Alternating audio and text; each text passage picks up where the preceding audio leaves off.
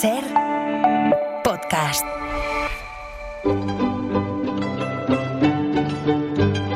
En La Ventana acontece, que no es poco, un relato personal de la historia, con Nieves con Costrina, Cadena Ser.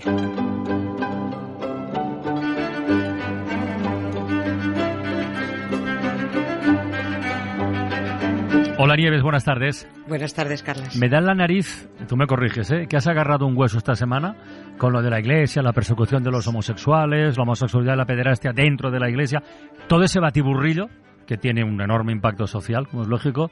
Me da que lo has pillado y no, de momento no lo sueltas. Mira, ayer retrocedimos 5 siglos, a la época de Carlos V. Hoy es mucho más cercano, 25 de febrero de 1901, un gobierno que cae, dice, bueno, caen muchos, pero más cosas. A ver, ¿qué hacemos hoy, Nieves? ¿Qué hacemos? Sí. Uy, hacemos muchas cosas, pero que un gobierno puede caer, pero un gobierno en pleno, a eso vamos. Es que en la historia de hoy hay de todo. Es lógico que hablemos porque en este país ha marcado el paso el trono y el altar. Entonces toda nuestra historia está marcada por esas dos instituciones. Y en la historia, como digo, hay de todo, en la historia de hoy. Está metido Pérez Galdós. Hubo una declaración de estado de guerra en Madrid. Había mucha hartura social por el insoportable abuso de la Iglesia, lo cual provocó una ola anticlerical sin precedentes. Hay también metido una boda carlista y está hasta el entierro de un escritor. Bueno, pues todo esto junto, que ahora veremos, hizo que en aquel mes de febrero de 1901 se organizara la tormenta perfecta que acabó con la caída de un gobierno en pleno, el gobierno Azcárraga. El nuevo gobierno se conoció como el Gabinete Electra, porque Electra fue la obra de teatro que estrenó Benito Pérez Galdós, que encendió la mecha de una sociedad ya muy calentita, hasta que acabó reventando el petardo anticlerical, porque la sinvergonzonería de la Iglesia Católica era tan insoportable, como lo sigue siendo 123 años después. La pederastia de curas y monjas había alcanzado tales índices de criminalidad que en varios lugares de España fueron los ciudadanos los que se tomaron la justicia por su mano.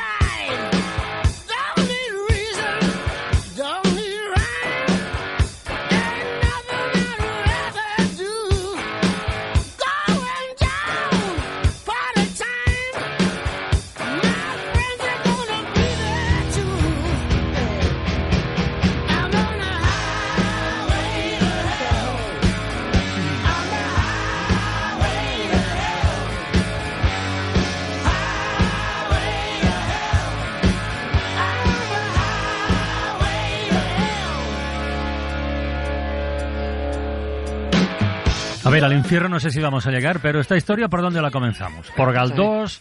¿Por la boda del carlista? ¿Por los pederastas? ¿Por los curas? ¿Por dónde empezamos? Madre mía, hoy va a ser un poco batiburrillo hasta que ya en otros días expliquemos mejor. De la que se lió con el estreno de Pérez Galdós en El Español, ya hablamos hace 5 años, pero lo vamos a recordar muy por encima, porque fue la chispa que reventó los ánimos. Y en la pederastia en la Iglesia a finales del 19 y principios del 20, salvo para insistir en que era insoportable, tampoco nos podemos parar porque nos comeríamos hora 25 el Faro, el Si amanece de Roberto y el Hoy por Hoy. No es eso. No paramos. No es eso. Solo damos 4 datos para hacernos una idea de hasta dónde llegaba la delincuencia de los curas, que no había día sin noticia en los periódicos, constantemente, de un detenido o algún cura sentado en el banquillo.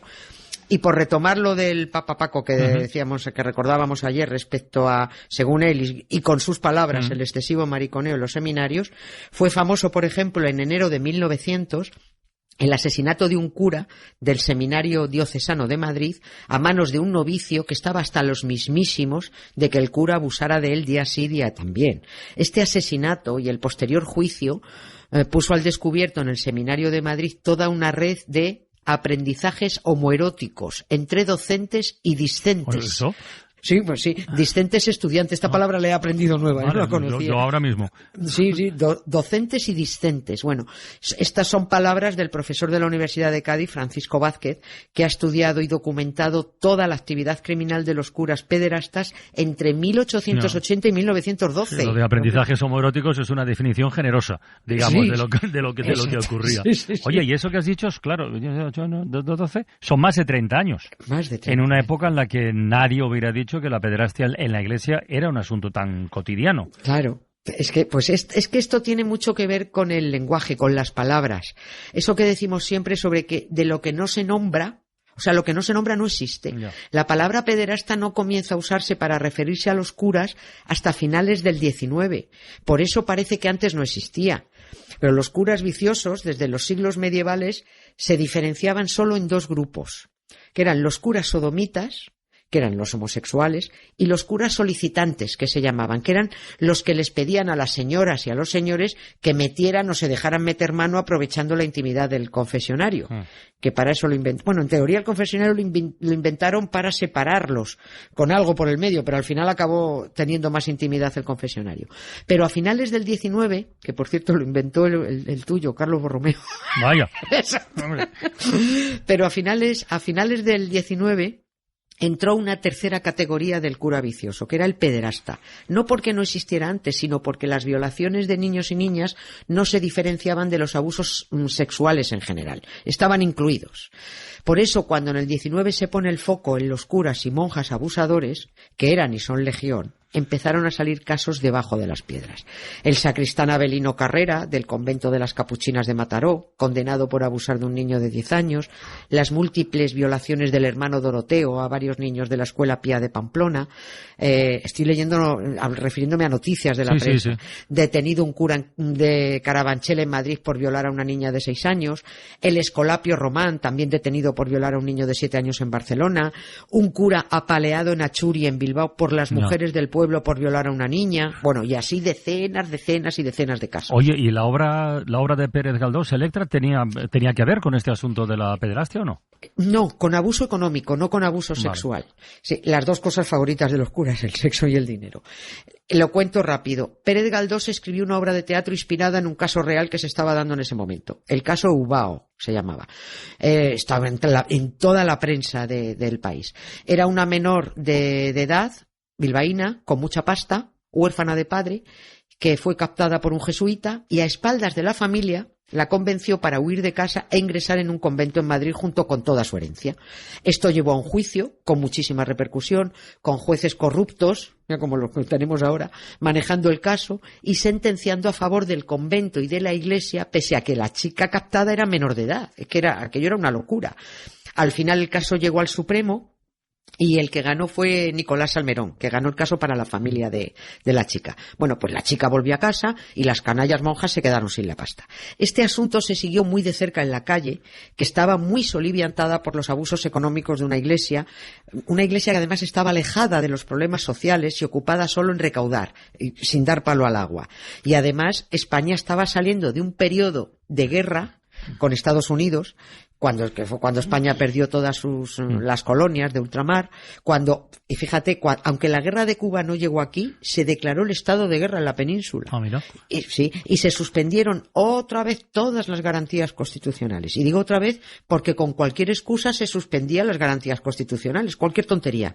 Pero es que la guerra acabó, la de 1898, se pierden las colonias y esas garantías no se restablecieron hasta casi un año después. Había mucho cabreo en la calle, fue una época muy violenta. Mucho cabreo en la prensa progresista después de tanto tiempo amordazada. Porque claro, si suspendían las garantías, ahí caía la libertad de expresión. Francia en aquella época estaba en pleno debate sobre la separación Iglesia-Estado, que finalmente se consiguió. Y España, aprovechando ese tirón francés, quería lo mismo, esa separación.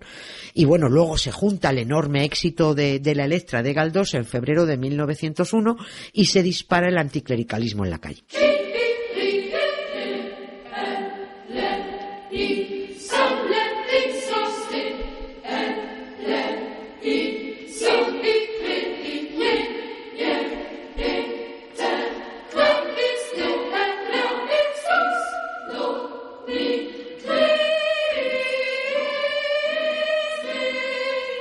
porque a veces tengo que tomar nota para no perderme.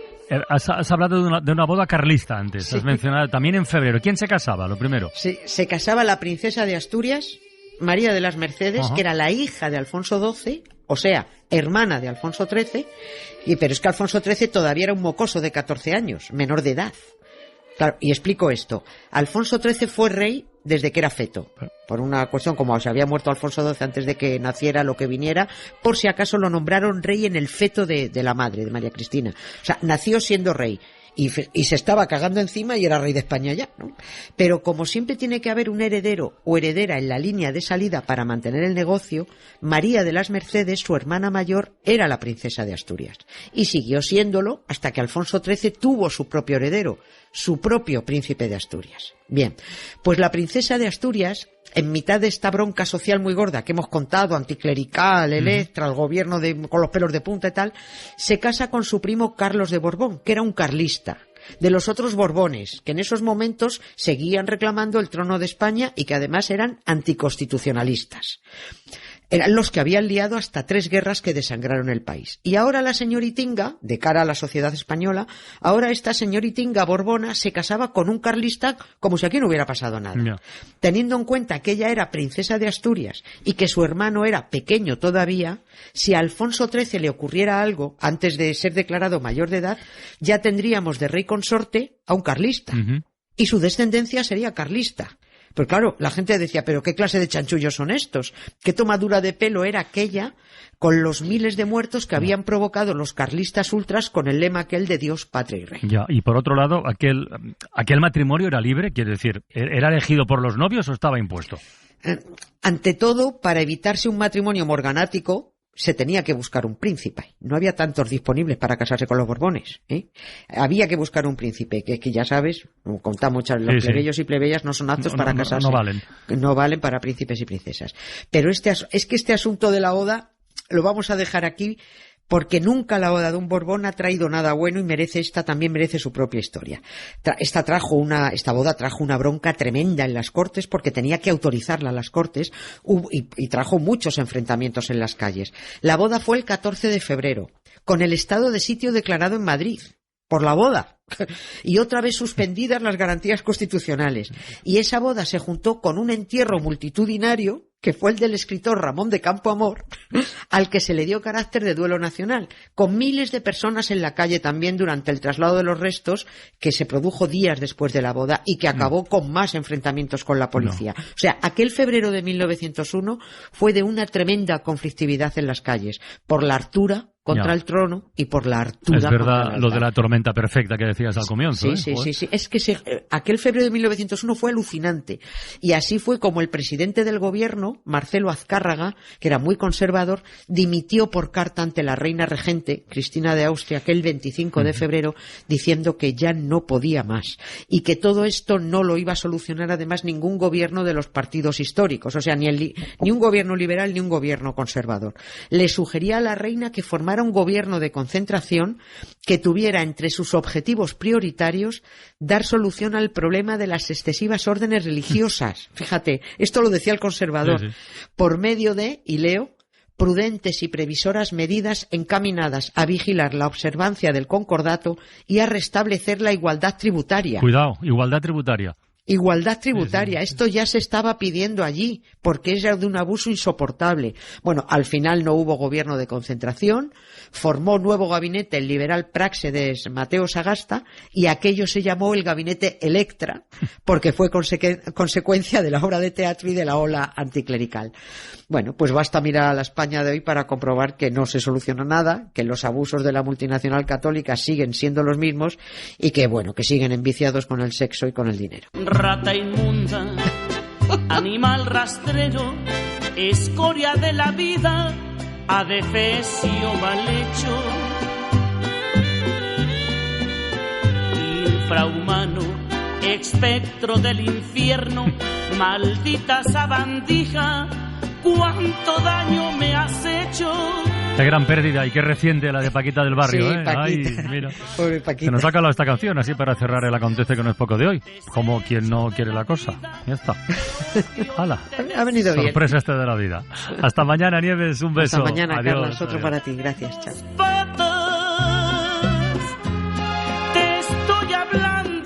Para no perderte ningún episodio, síguenos en la aplicación o la web de la SER, Podium Podcast o tu plataforma de audio favorita. Maldito, comparado contigo, se queda muy chiquito.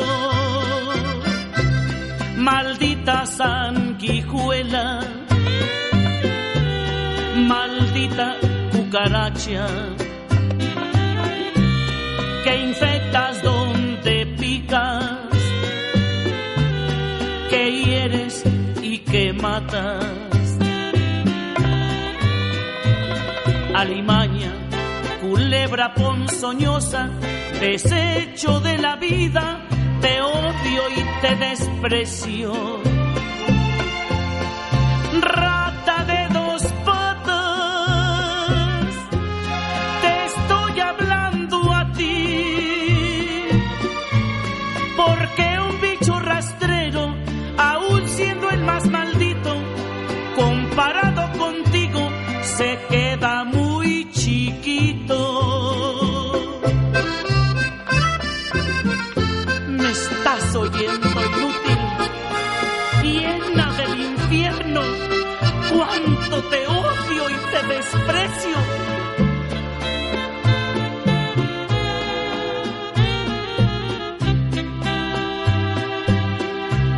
Maldita sanguijuela,